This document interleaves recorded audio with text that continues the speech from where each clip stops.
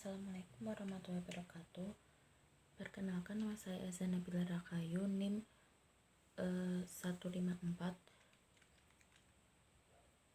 Saya akan menjelaskan materi tentang pengertian pendidikan kewarganegaraan.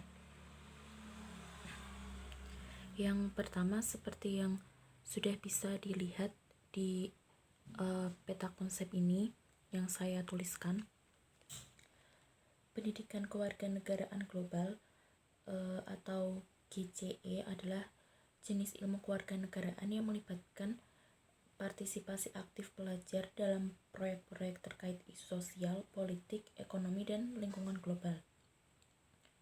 Ada dua elemen. Yang utama GCE adalah kesadaran sosial, yaitu aspek moral dan etis dari isu global, dan kompetensi global, yaitu keterampilan yang memungkinkan pelajar bersaing di bursa kerja global.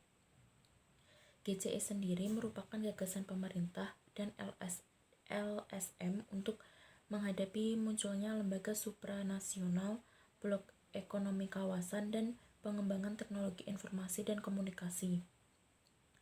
Semua faktor tersebut mendorong pendekatan pendidikan yang lebih berorientasi global dan kolaboratif. Yang kedua, saya akan menjelaskan tentang aspek-aspek kewarganegaraan seperti yang ada di peta konsep ini. Aspek-aspek kewarganegaraan ada 7. Yang pertama, persatuan dan kesatuan. Yang kedua, norma hukum dan peraturan. Yang ketiga, hak asasi manusia. Yang keempat,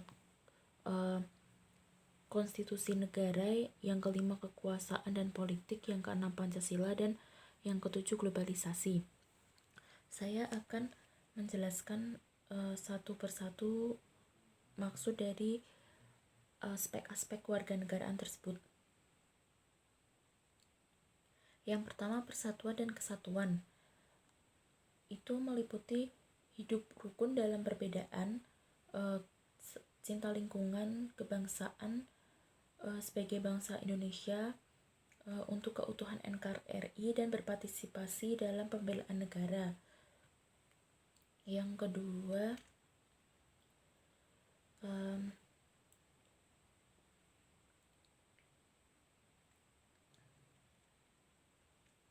norma hukum dan peraturan.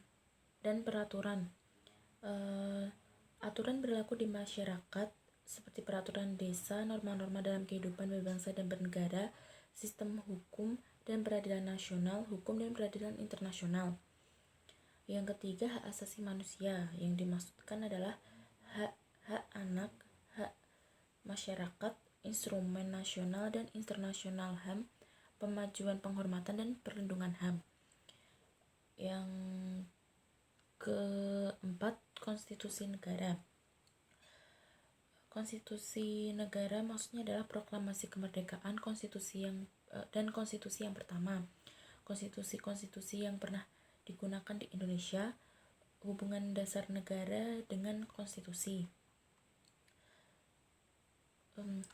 Yang kelima, kekuasaan dan politik, seperti pemerintah desa dan kecamatan, pemerintah daerah dan otonomi, pemerintah pusat, demokrasi dan sistem politik, budaya demokrasi menuju masyarakat madani, sistem pemerintahan, pers dalam masyarakat demokrasi. Yang keenam, Pancasila. Kedudukan Pancasila sebagai dasar negara dan ideologi negara. Seperti yang sudah diketahui, proses perumusan Pancasila sebagai dasar negara, pengalaman nilai-nilai Pancasila dalam kehidupan sehari-hari, Pancasila sebagai ideologi yang terbuka. Dan yang terakhir, globalisasi. Globalisasi di lingkungan, politik luar negeri Indonesia di era globalisasi, pengaruh globalisasi, hubungan internasional dan organisasi, dan peningkatan globalisasi.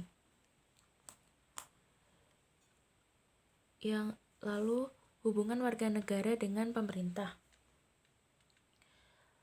Yang pertama, hubungan warga negara dengan pemerintah Warga negara adalah seorang warga yang tinggal dan menetap di suatu negara dan memiliki kewarganegaraan sesuai tempat kelahiran. Sedangkan negara sendiri adalah wilayah yang memiliki kedaulatan dan beberapa organisasi kedaulatan tinggi di dunia.